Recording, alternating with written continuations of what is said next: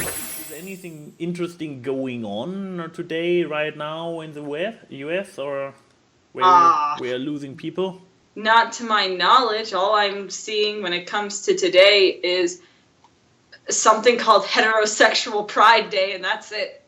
Well, this is something we probably are not going into, so instead let's start this show. Hello and welcome everybody to the AWKWARDCast, a line keep him wonder about random drivel for the 8th time already. We probably should start to plan our 10th anniversary at this point. You plan an anniversary. That's the joke of. Yeah, no, the joke is that basically I'm still considering getting some guests in here. What? This whole thing isn't good enough. Just the two of us. It's not good enough. You want to add a third? Obviously, the more ladies, the better. Or if you can get a guy, whatever. But yeah, talking about hanging out. How was your week? Sorry? How was your week? No, I was just like talking about hanging out with a bunch of guys. How was your week at a convention with a bunch of guys? Yeah, I was. I was at Too Many Games in Philadelphia. Got on a plane at 6 in the morning. That was fun. By the way, I learned that at the airport, they train the interns for the TSA in the morning. How did I know that? Well, me being almost late to my flight is my proof to that. But yeah, I got to Philly and everything, and it was a pretty cool convention. It wasn't like any other con I've been to before, because it wasn't like an anime convention or PonyCon or anything. It was a con that's been around for about 15 years, and it's all about retro games. Like, Golden Fox would fucking love this convention. And it was really, really cool. Really exclusively retro, or also newer indie stuff that is made in. It was a mix between showcasing indie stuff and retro games. But there wasn't like you wouldn't triple find A, there wasn't like AAA stuff going on there. Like there was no Madden and no fucking Skyrim. So, shit. given that there was indie stuff, and with whom you have been there, was Inky there? Bendy and the Ink Machine. Actually, there was Bendy and the Ink Machine stuff there. Because we especially saw a lot of Bendy stuff because I was there with DA Games, and DA Games. This week, we released the new song for Bendy and the Ink Machine Chapter 2, called Gospel of Dismay, and we premiered it at the con. In under 3 days, the video got over 1 million views. It was insane. And they performed it at the concert and everything. What? But there were people cosplaying as Bendy and everything. It was really, really cool. But besides that, Bendy aside, I met up with a lot of interesting people. Living Tombstone was there. I met James Rolfe. I met Cat Icarus. I met Mr. Creepypasta. He is the chillest dude in the world. Mr. Creepypasta. He's one of the most prolific reader people on YouTube. Like, he's the kind of people that inspired stuff like Scribbler and Lost and Goody Serenade and stuff. Oh yeah, This is a new song, right? This is the new song, and the video was animated by Oblivion Fall, who people would know from Nightfall Studios, who did a cult classic and a bunch of pony animations. So yeah, I guess I put the link to this one in the description too. You can watch it actually on DA Games where it is, so we don't get in trouble. I really do like the whole electro swing things that he does with this stuff. Yeah. But besides that, I met up with these people. They were really cool. My favorite part about the con was they had an entire arcade section. Ooh. And this wasn't just like, a couple consoles laying around. This was a legit arcade. It had like a whole section of like DDR consoles, which I spent more time at that area than I'd like to admit. I loved DDR. But they had stuff like the old Sega shooter games that you would see in arcades that you have like the gun that you would point at the screen and they had like the really crappy voice acting. You mean the ones where the kids in Back to the Future 2 would go like, "Hey, you play it with your hands?" Yes, that. They also had really old arcade cabinets. Like they had Galaga, Miss Pac-Man. They had the arcade cabinet to Punch Out, which made me so happy because Punch Out's one of my favorite video game franchises ever since the Nintendo Entertainment System. But I've never seen the arcade cabinet in person. And I was like, how authentic was this arcade? Like, did you actually have to pay with coins to continue? No, they're not going to make you pay after you went into a convention. But I was wondering. But they had some really obscure stuff there too, because they did have consoles. Like, you had the arcade cabinet section, and then you had a bunch of tables that had different consoles on it. So you had people who had Wii's and Wii U's and stuff, and PlayStation 4s. But they had the PlayStation 1, PlayStation 2. The weirdest one that I saw was I think it was either like a Laserdisc thing or it was a Philips CD, and you could play Dragon's Lair. Not the crappy NES version, but the actual Dragon's Lair game, and that was very interesting because I've never actually seen the Dragon's Lair games in real life. I've only seen like recorded footage of it. How big was the frustration factor with it? I gave up after 5 minutes. I don't know if it's just the lag with the controller or something, but that game, it looks great, but it is unplayable.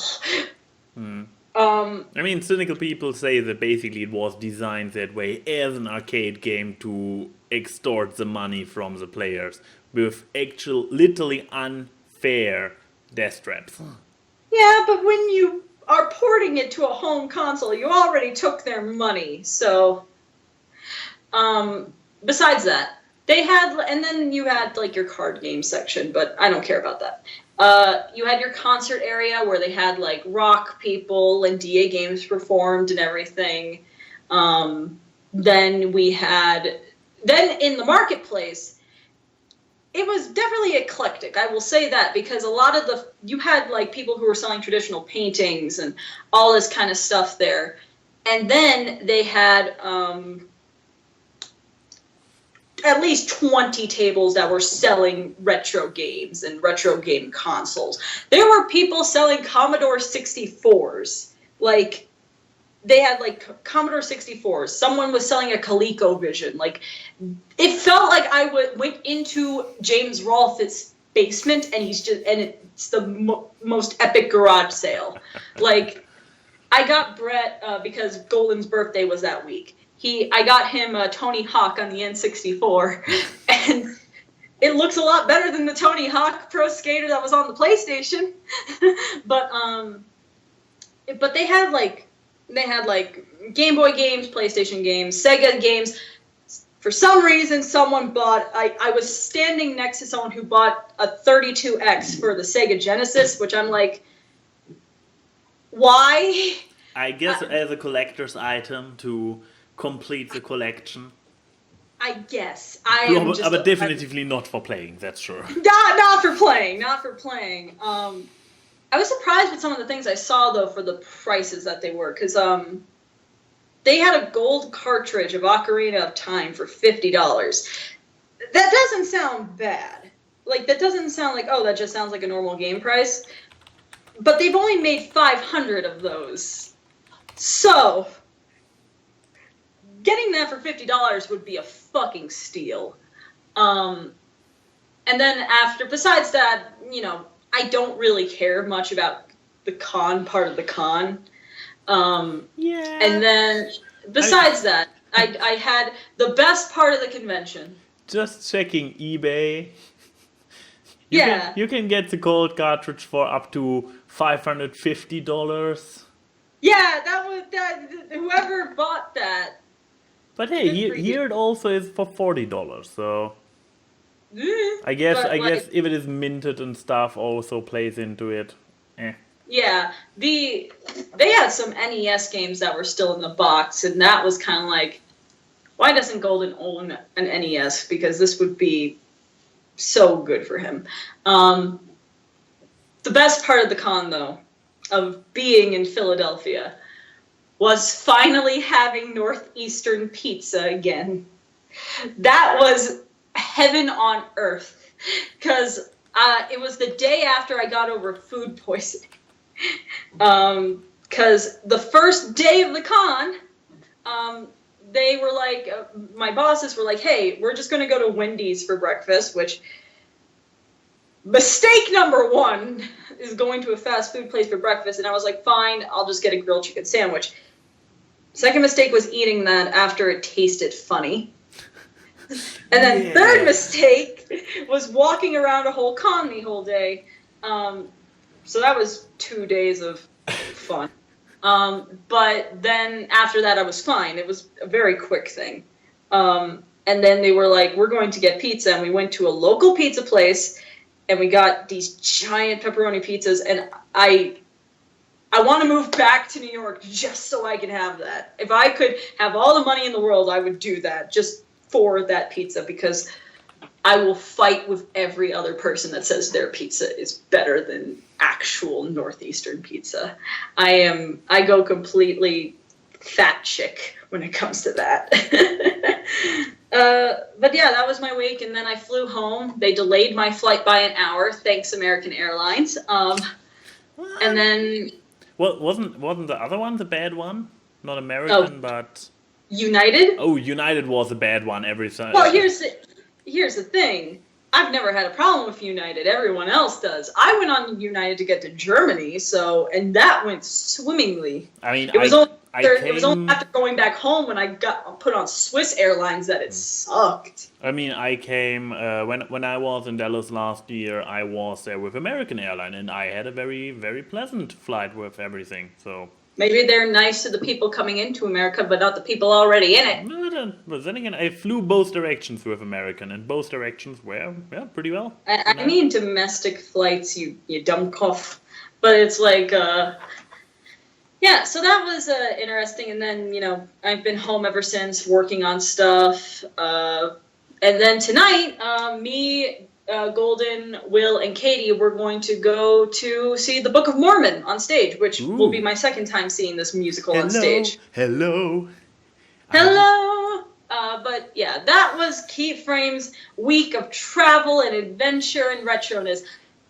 The only other thing, though, at this convention, specifically for retro games, what merchandise did I buy for myself? A pony item, a Peridot button, and a Beatles poster. You are trash through and through. I am trash, but isn't that why you keep me around, so you feel better in comparison? Yes, this is basically the main reason. But how was your week? Yeah, but yeah, how was my week?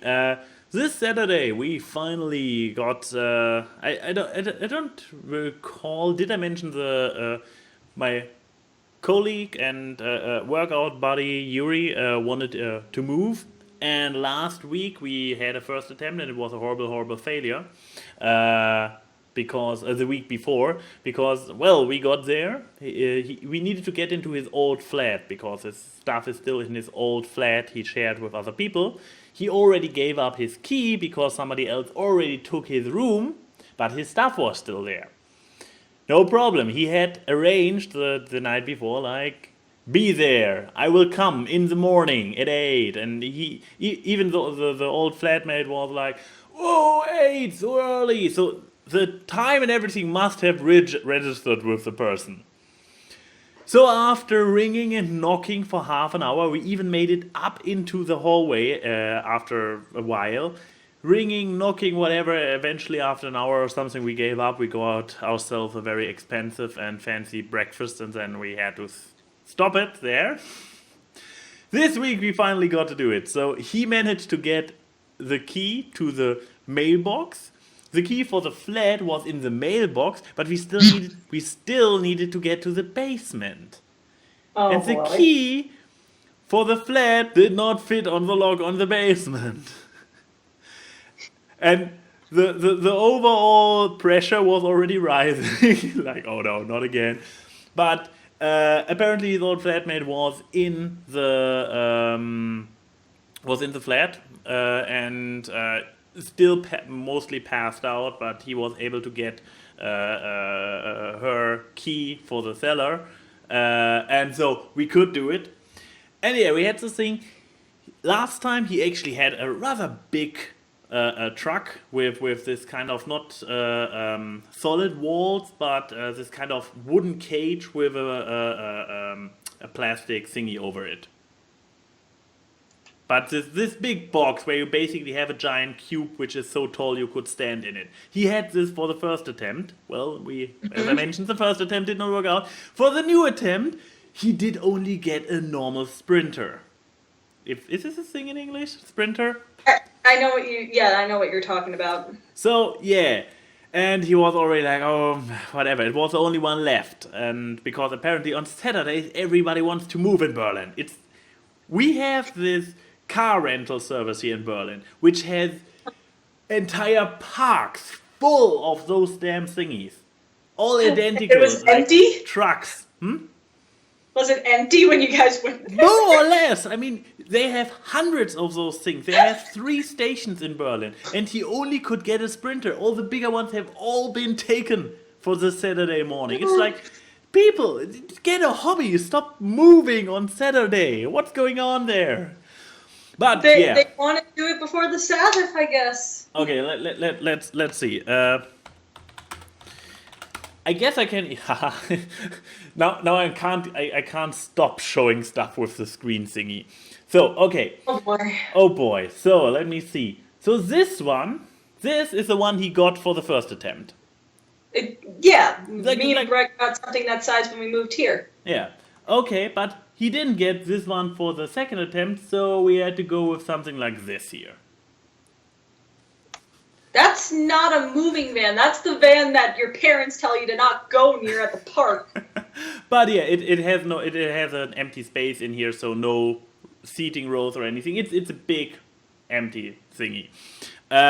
But yeah, it was like, oh, okay. But yeah, went to the cellar, and the cellar was basically one of those stretchy things that was like 2 meters wide and 4 meters deep, and there was stuff It was basically over. A storage unit. Yeah, the storage unit in the cellar, and it was like a lot of boards and boxes, and there were some entire shelves flying around in there.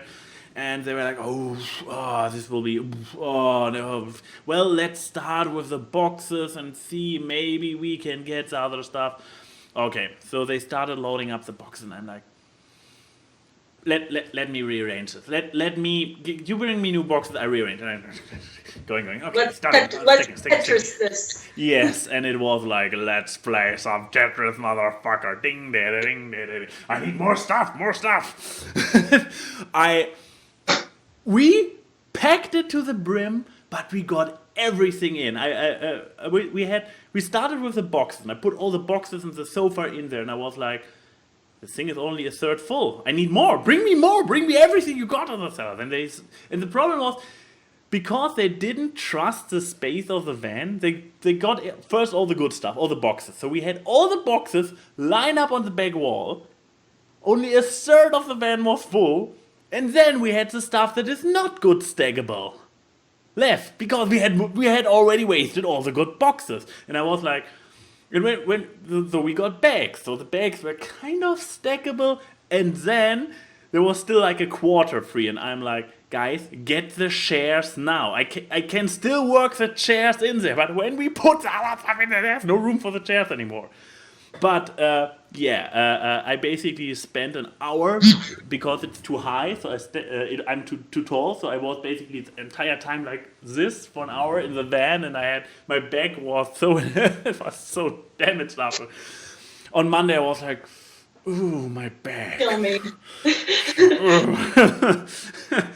And the sad thing is, Yuri and his brother-in-law, who was also helping, are both like a head smaller than me. Mm-hmm. But no, put the tall guy into the van. But at the end of the day, it was like really, you couldn't, it was to the brim. to the brim. Like the last piece you put in there, you close the door to hold the piece in place, and that's it. It reminds me of sorry, but it reminds me of when we moved from the house that we lived in Bloomfield to the one in Bloomington, and I was the one who had to Tetris everything in there, and we had a car that was about that size, and my mom was like, "Oh, we're gonna have to take multiple trips and all this stuff," and I'm like, let me do this. Yeah, she was like, "Chrissy, you can't do this," and I'm like, I will show you that I can do this. And we had like a 2-bedroom, it's not an apartment, this is a house. And I was able to get everything in there, including a couch. That is a personal achievement of mine. Even if I can't play Tetris on video games for crap, I can do it in real life. But the thing is, I had to do kind of the thing that you did. It doesn't help the fact that the car itself was not super tall. So even though I am a good 2 heads shorter than you, I was still like squished in between. And I was like, can't you guys go in there and do it? Sadly, I was the shortest one there because my mom's 5'11" and my dad's 6'2". So it's like, yeah, it looks like Key's going to be the accordion in this case. So. But yeah, this was a very successful Saturday. Then then the reason why I am kind of exhausted today is like the weather changed over the last 2 days. I mean, before it was allergies that kind of knocked me out. Now it is rain because I'm still driving with my bike to work. And today I even had all my rain clothes with me, but the way back it was raining cats and dogs. I kind of like waited in the door at the office like for 10 minutes and it didn't stop, and I was like, what ifs? Even if it gets a little bit less, it had already been raining for like 3 hours at this point. And I was like, even if it gets a little bit less, I will still be soaked until I get home, so go for it. So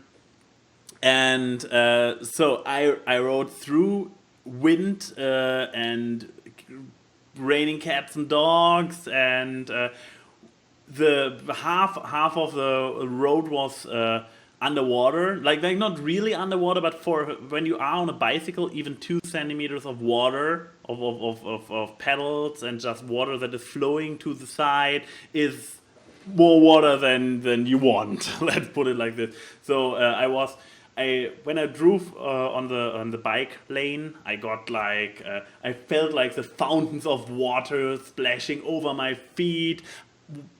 Cars drove by me and I got like the waves of water on me, but I had my waterproof trousers, my waterproof, more or less waterproof, should probably say, my more or less waterproof jacket, and my shoes have already been soaked since my lunch break, so no point in my shoes suck. I need new shoes. I have one question for you about all this. What is rain? Oh, you live in California. What is rain? I live in California. Rain doesn't exist. No, but it was, and I was like, wind and water in my face, and I was like, don't stop me now, cause I'm having a good time. Having a good time. What else did I sing? Because I had 3 songs in loop. My way home usually takes me like 30-40 minutes. And I had 3 songs in loop. One was Don't Stop Me Now. I believe I tried Keep Rolling, but I always failed at it because I can't remember the stanzas. And a rap song without knowing the lyrics for the stanzas is kind of pathetic. Keep rolling, roll. What was the 3rd song? I mean, in between I also sang the Loud House song because, well, I learned it last week and now I need to keep singing it. Crashing through the crowded halls. No, we had this last week. Yeah, we had that last week. Still an amazing show. I'm still watching it. I'm very close to the end of season 1. I'm loving it more and more. This show is amazing. I love it. I still love it. Yeah. So much heart at the same time, so much humor, and so many characters that they're still lovable. It's watch the Loud House, guys. Still. But yeah, I came home. Right now, my bathroom basically looks like a yard sale in the rainforest because of all the still wet clothes and bag and everything. Here, this is my workout book, which was in my bag, in my backpack. My workout book where I note all the workout things. Well, even it got soaked as hell. Oh God, it reminds me of because I used to, when I was in high school, I would ride my bike to and from school when I was in Bloomfield. For some reason, Mother Nature decided one day, hey, you're staying with your aunt who's at the top of a fucking hill. Let's just make a monsoon, why don't you?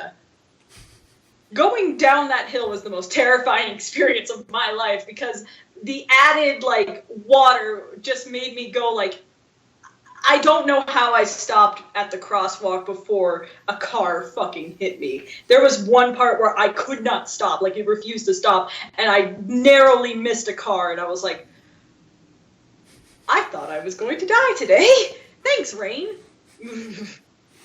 Nah, yeah, sounds about right. But in addition to a week that has already been exhausting, probably due to my workout, driving through the rain, I really came home and I was like, my heart was beating and I was really like, I did it, I'm an animal. Let the beast out. I like your beast voice, honey, but oh boy. But yeah, and there was one other event this week, which kind of makes a segue to our next segment. I saw Wonder Woman on Sunday. How was it? There is still hope for the individual movies of the DCCU. Why do I put it like this and don't say there is still hope for the DCCU? Well, the damage is already done, kids. Very much so. Yeah, I mean, the crap they did with BVS is irreversible. Mm-hmm. The desperateness still continues because the opening. I mean, at this point, probably everybody has seen a Marvel movie. And at the beginning, you have this kind of where the comic book is flick, flick, flick, flick, flick, flick, flick, flick, flick, flick, and slowly the Marvel logo evolves out of those flipping through comic pages, right? Mm-hmm. They tried to emulate this same thing for DC with just a handful of shots, and they didn't use comics, but images related to their actual movies, and it was so pathetic. The attempt to be oh look, we are as cool as Marvel, but not. Oh, it was so painful. That sounds like an intro someone would make in 2008 YouTube with Movie Maker.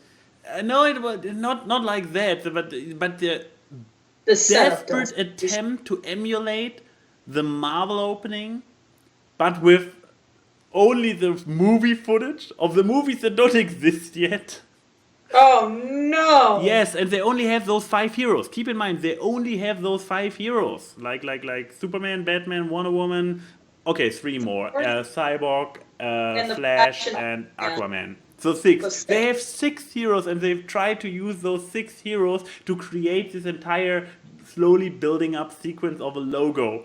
It's DC, before the MCU came along, I was a DC child. I love DC, and nowadays I can't look at you without feeling pity. Stop it. Stop letting some suits make decisions for you and be like, look, Marvel did it, so we need to do it now as well. No matter how stupid it is. Wonder Woman, though. Yeah, but, and also before, I usually try to stay clear of trailers. But when you watch Wonder Woman in cinema, you get trailers for Justice League, Spider-Man Homecoming, Baby Driver. Baby Driver looks awesome. I need to watch Baby Driver when it comes out. And the people who already saw it, I saw a few people on Twitter. Mark Hamill, for example, seems to be amazed by Baby Driver. Baby Driver seems amazing. I haven't seen it yet, but the trailer looks promising, and I will see it when I get the chance. So this is something to keep in mind, guys. But yeah, Wonder Woman.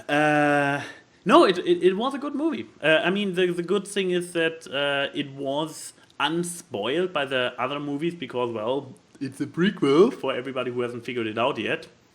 It's the Captain America of the fucking DC movies. Yeah, but once again, it raises a question. Because how did Captain America first get introduced in the MCU?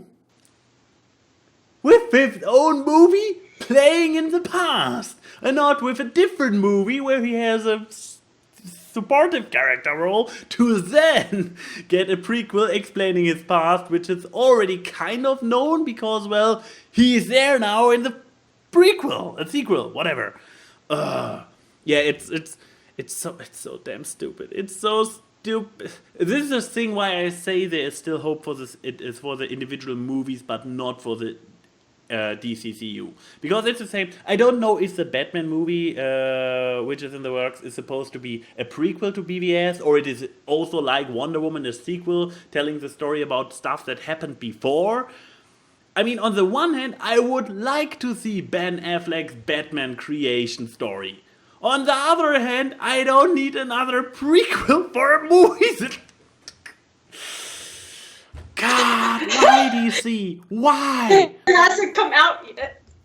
And the sad thing, no, the next one is actually the next one that comes out is Justice League, isn't it? So the Batman movie is after Justice League. I don't. Oh no. Why Why DC? Why be so stupid? Because yeah, they're crippling the movies to come. But yeah, once again, forget that they are part of the DCCU and watch them as individual movies. And Wonder Woman worked. It was a good story. It was a nice story. It was a cohesive story, which is already more than BVS.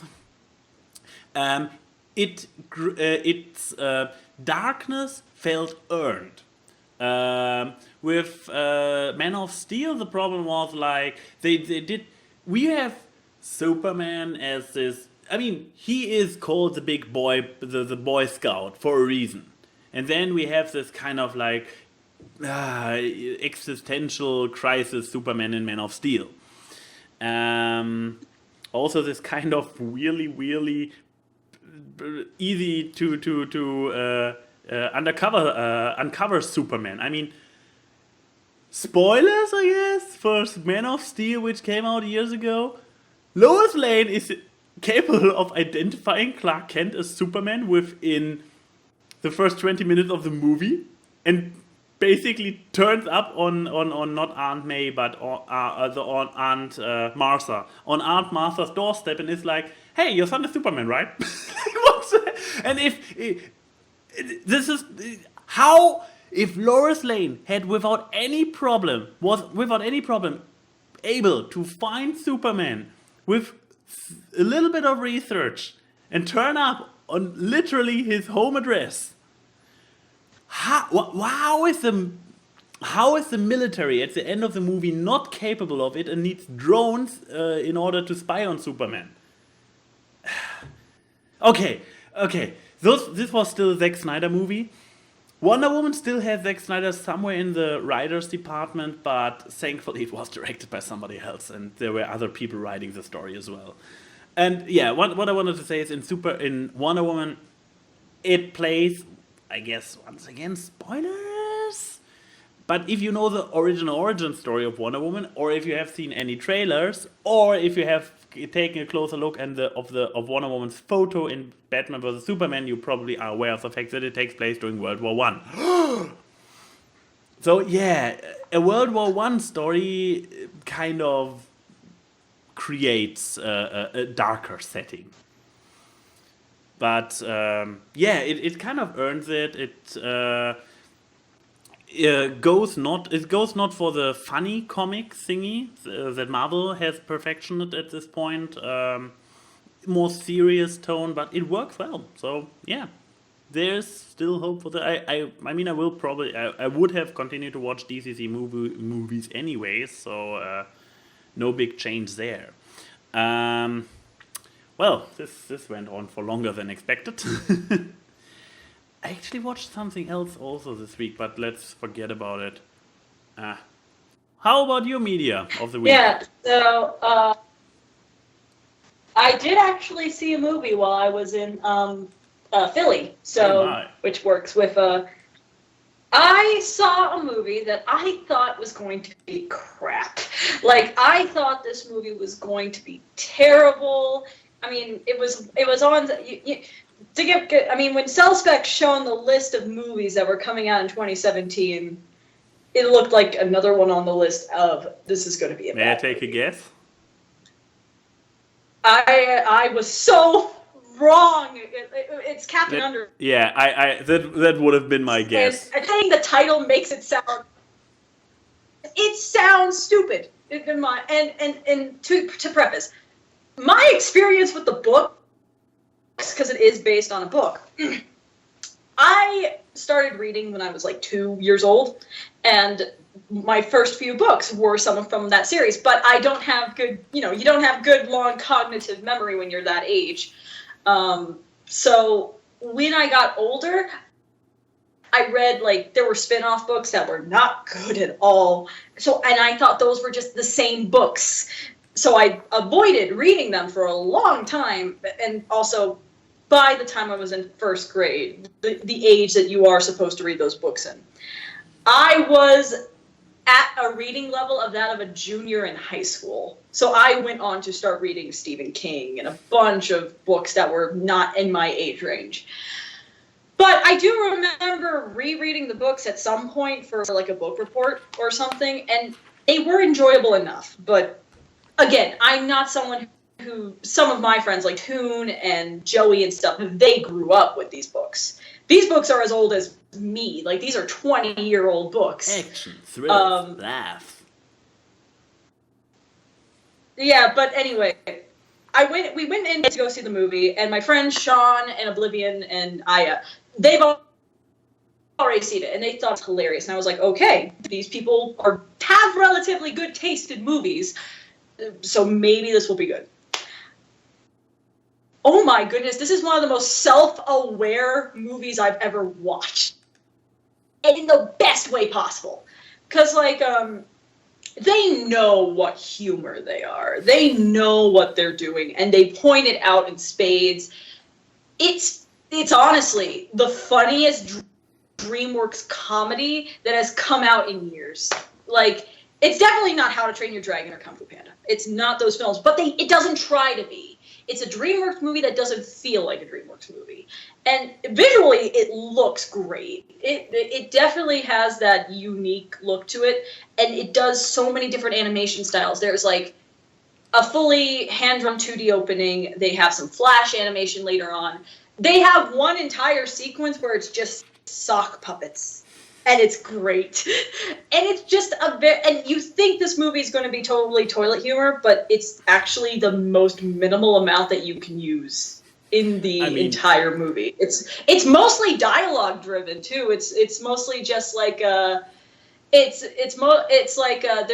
one joke which was in the trailer is them talking about the pranks that these kids pull, and he's like, they're just like, when you put them all one after the other, you really see the scope of it, and it made me laugh a lot. I would actually compare it to The Loud House. There's a lot of you're going there. I see. No, it's the only way that I can compare to it, because it has a lot of. Your connection is really crappy today. Funny. It's well written. It's funny. It's well written. It has a lot of heart. The humor takes a bit to get used to, but by the 20-minute mark, you're pretty much assimilated into the humor. And apparently, it also has a flipperama.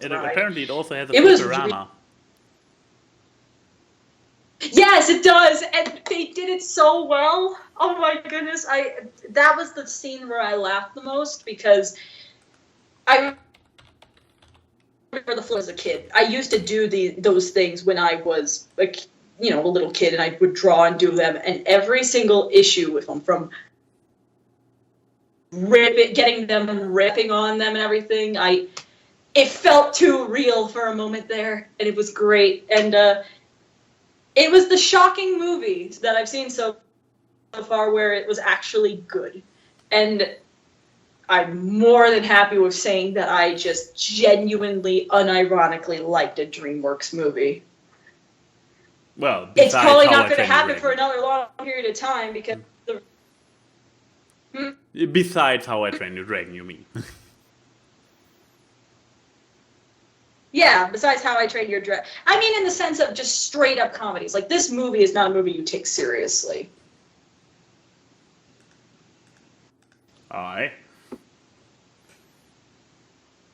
Yeah, so that.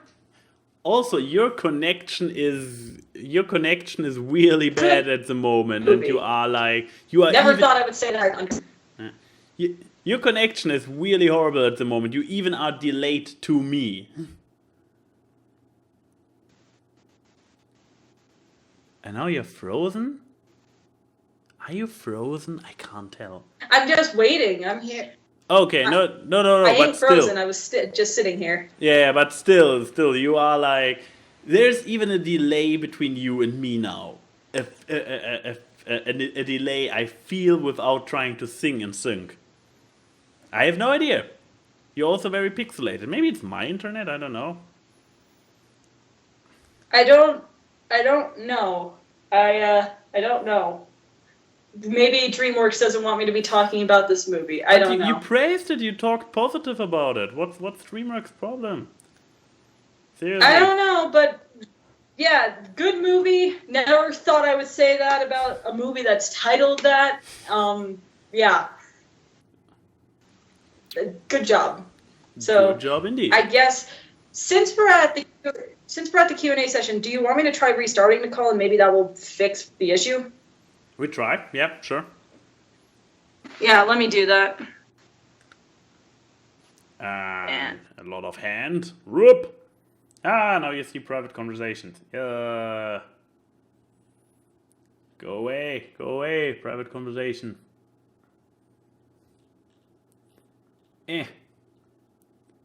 There's the call. So, let's see if it's better now. Is it better? For now, it seems good. I mean, it also deteriorated slowly over the show. I mean, I didn't see anything wrong with it in the beginning. But now there are no fragments. Apparently, there's no delay. That's good. Okay, I'm just trying to see that. But you don't react at all, so it makes it tricky. Well, I mean, that is not something I would react to. That's just normal you being stupid. Okay, there was a reaction and it was instant, so apparently the connection is good again. I'd rather you do a stupid noise than do the fucking key jingling thing. Does this count as stupid? Oh no, annoying. The quote was annoying.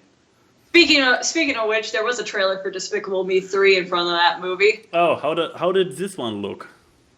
Oh, it looks so boring. It looks stupid. Like, the thing was, this whole plot that they're going with, I'm not going to spoil anything, because whatever, but, like, the first trailer they released for the movie actually looked decent. It had, like, you know, the Trey Parker character and everything. It looked like this was going to be a fun little movie, kind of like the first one.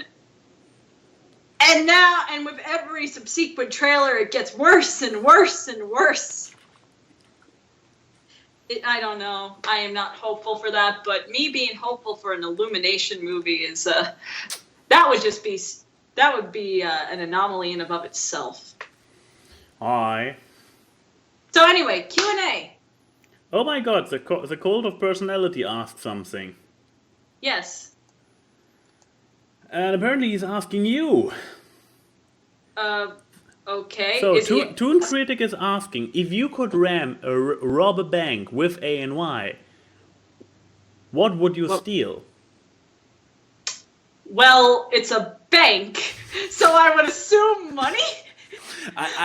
Well, maybe. I mean, for example, if you think about the movie like The Inside Man, there are also banks with those deposit boxes. Very true. I guess if I could reword the question, if I could do a heist with ANY, what would we steal? I would want to go and steal stuff from that video game museum that we passed by when we went to the fur dance. That looks... Oh. I would go in there and just steal everything. The one that we totally did not visit.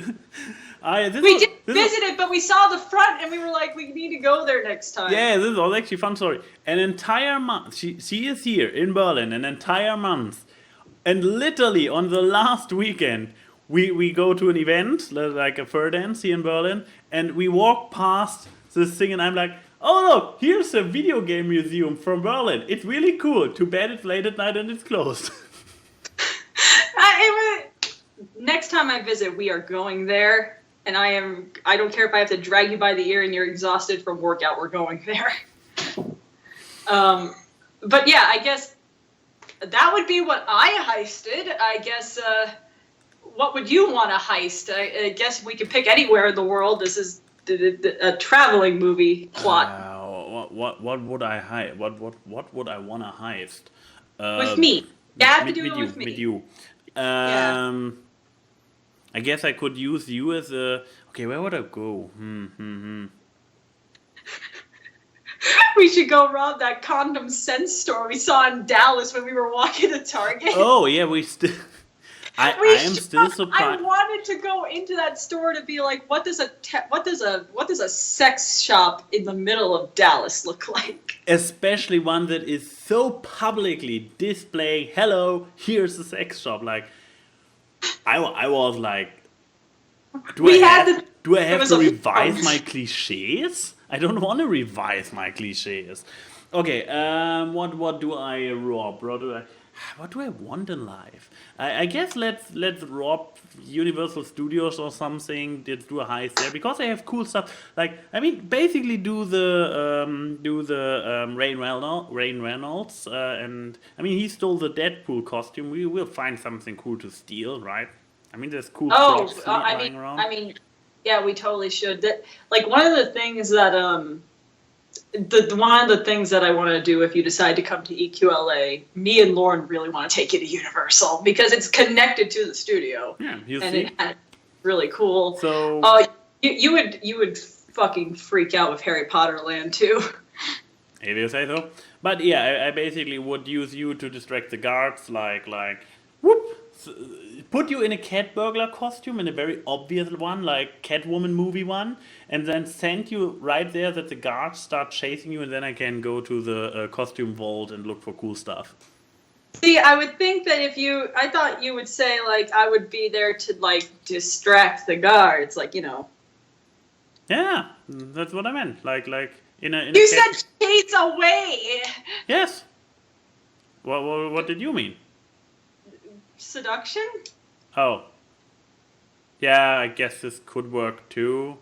But then I would probably, then again, I guess the Catwoman movie costume would work for seduction, but then again, do we really want to do this with this costume? Maybe after the heist, we can do something with that costume, but... Oh look, okay. we have Mr. Ender, Ender Yoshi has something in the chat. Two things. Keyframe, were you the one who drew the art for Build Your McQueen too? No, okay, it was a shit post that we released the day before the Gospel of Dismay song. Where it was a mashup between the first Bendy song that Will made and Life is a Highway from the movie Cars.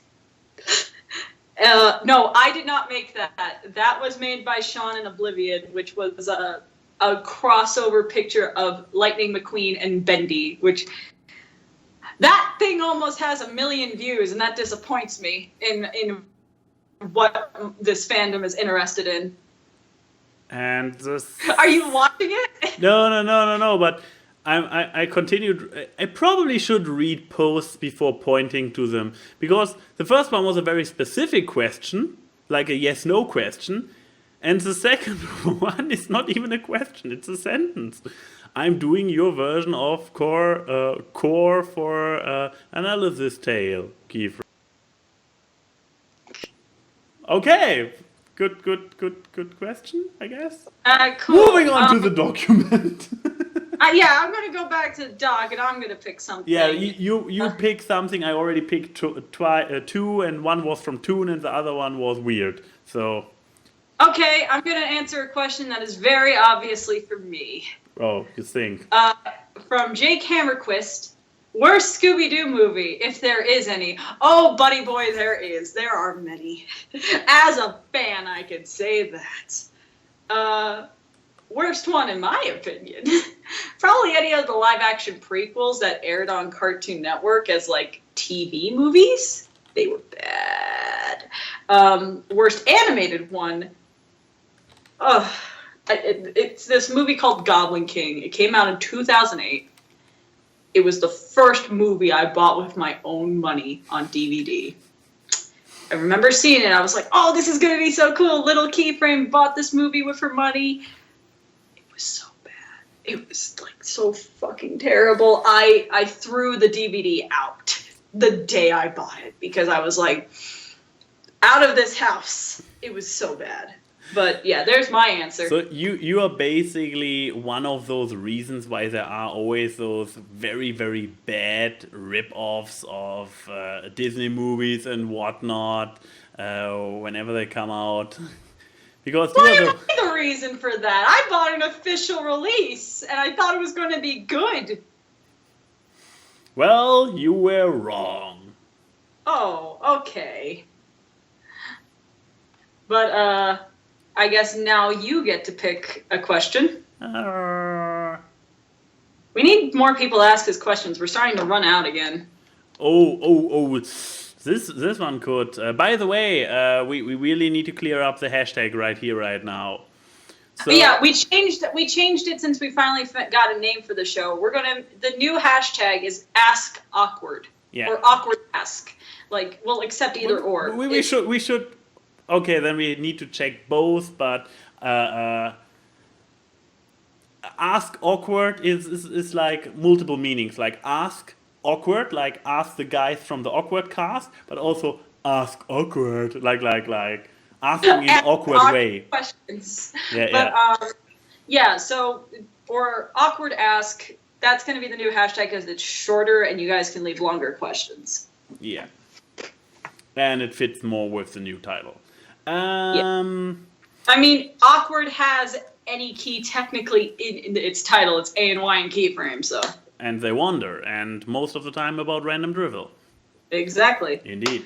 Pylicious asks, what is your favorite con moment, and what is your best and worst encounter with a fan? I believe at least, especially the latter one, would probably, you have a lot to unload here. They're both from Nightmare Nights, too, so it's like... Really? Oh, you remember that one guy who kept following us around at Nightmare Nights, right? No. Oh, boy. You had to remember him, because you were the one that convinced us not to go to security about the guy. Really? I mean, haven't there at other conventions guys been who actually tried to follow to the room and stuff?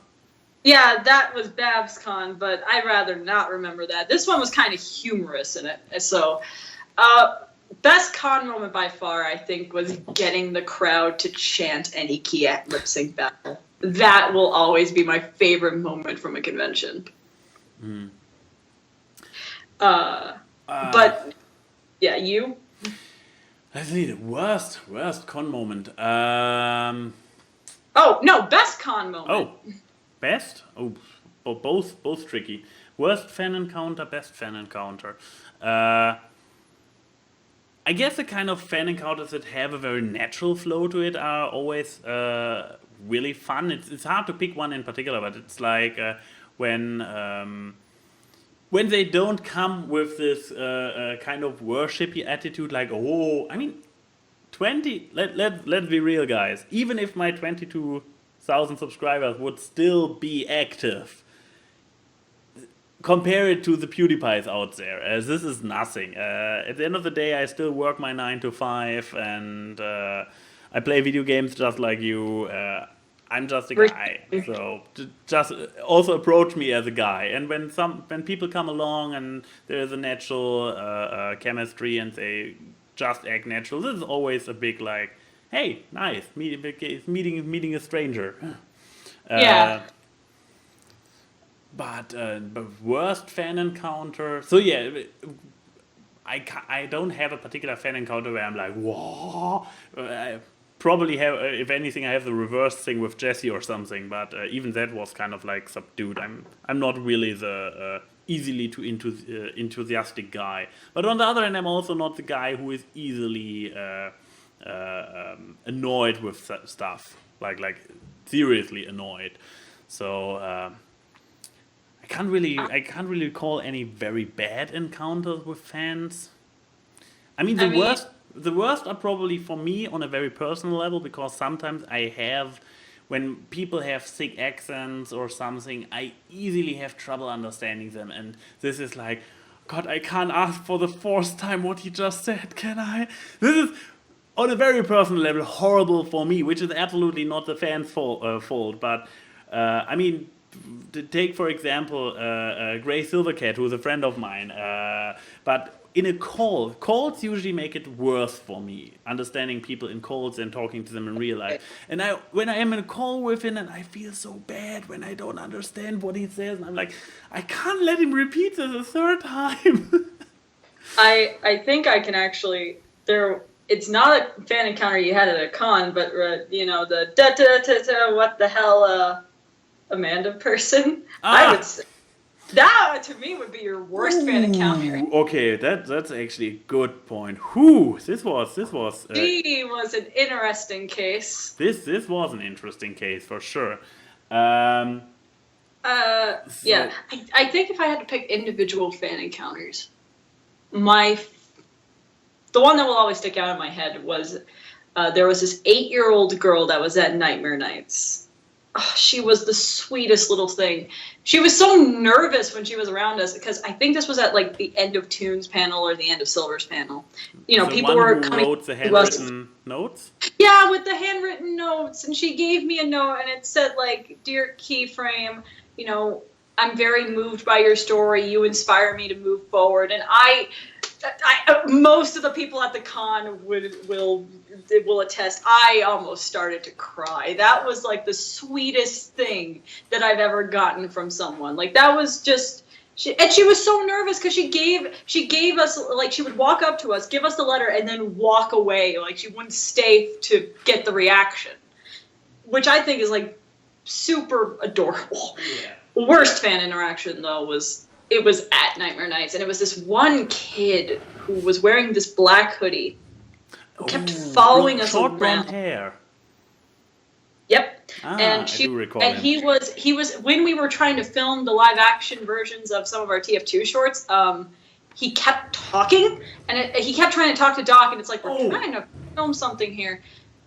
And then I remember I walked out of Doc's. We were walking out of, I think, Toon's room, so I could get my mic for us to record our season 6 reaction.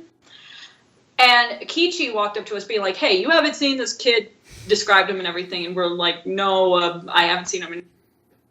And she's like, "Good. He was trying to find y'all's room, and I had to scare him away. You're welcome." And I was like, "Oh, okay." That's not, and he like, the thing is, to our buddy Robin, he's one of the most patient people. You can say anything you want about content, but he's a patient person. He infuriated Robin, which I think is like a new level that you have to reach. We were so close to reporting that guy to security, but Doc and you were actually the ones to be like, "No, just warn the guy, and if he keeps doing it, let's." Yeah, but oh my God, he was so by the skin of his teeth, in my opinion, when it came to that. Because I was like, when you follow me to my room, you're kind of on my shit list. But yeah, I guess I could go into detail about mine as well. Like, it started out with PMs on DeviantArt, where she was like, hey, here, starting a little bit of an interaction, and was like, could I have your Skype contact? And first I was like, no, but she kept a little bit on it, and I was like, I don't really talk a lot to strangers on Skype, but whatever. This resulted in her start nagging me on Skype, like, for a call. Oh, Eventually, I'm a far too nice person, I even agreed to that, which resulted in, I don't know, like 20 minutes, 30 minutes of her staring awkwardly into the camera, like from below a blanket, and me desperately trying to do some conversation, do anything to make this call worthwhile, until eventually giving up.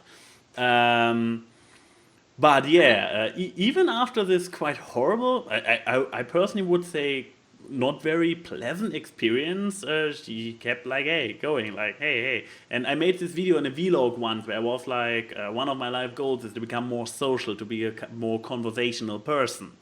And she tried to play this out against me, like, well, didn't you say this? So how about you tell me a little bit about you every day? Like, what?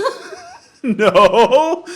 Didn't she? Wasn't she also like she wanted you to call her to say goodnight? Which Yes, is like, and I was like, no. that was creepy Yes, to me when and you she was told me like- that. I cringed so badly. I was like, no, not going to happen. Please. I no." don't even do that with. You don't even do that with people you're close to. That's just weird. But yeah, this probably, if we go away from cons, this is probably my most weird fan encounter I had. Oh yeah.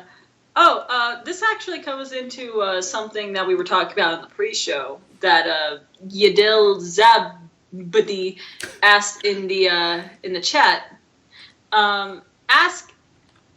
Ask Ken why. That is a very interesting ship writing of our two names.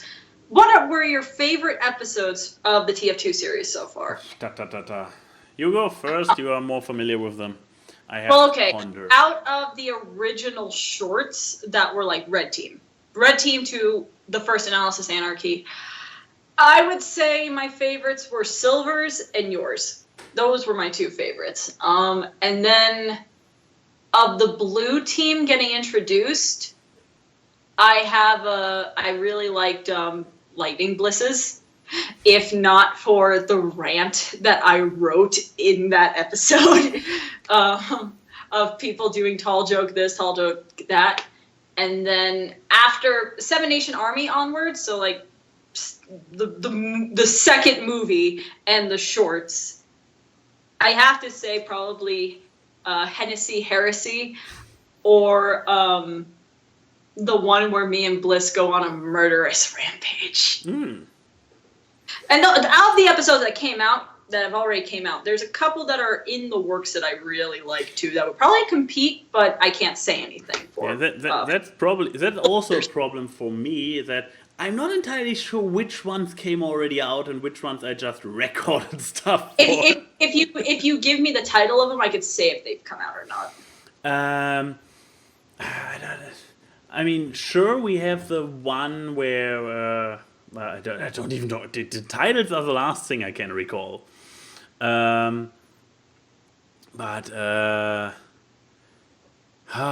and worst. I try not to be narcissistic and say my own introduction video. I loved your introduction video. I thought yours was one of the best. It had a lot of fun action. I mean, it was like very it was fun to emulate the original one, but rephrase everything the demo man says into analysis stuff. And I'm a German, and they cast me as the demo man. Yeah. Oh, I love that. But yeah, the one where I sing "Holding Out for a Hero," this is still not out, is it? That's not out yet, but that's one of them that I would say competes with my favorites that are already out. That one is funny. Yeah, but I don't know. From trying to find one that I'm not the protagonist. Actually, I like the like Goldie's introduction, like when he tries all the different stuff, like being the heavy and like. That's the golden one was really fun to write for in particular. Oh my god. The other one that I would say is my other favorite because I helped write this one because it was me and Bliss who got him into the team. Thespio's introduction was so much fun to write. I don't know, something about just utter fear of him and then him going crazy and killing everyone.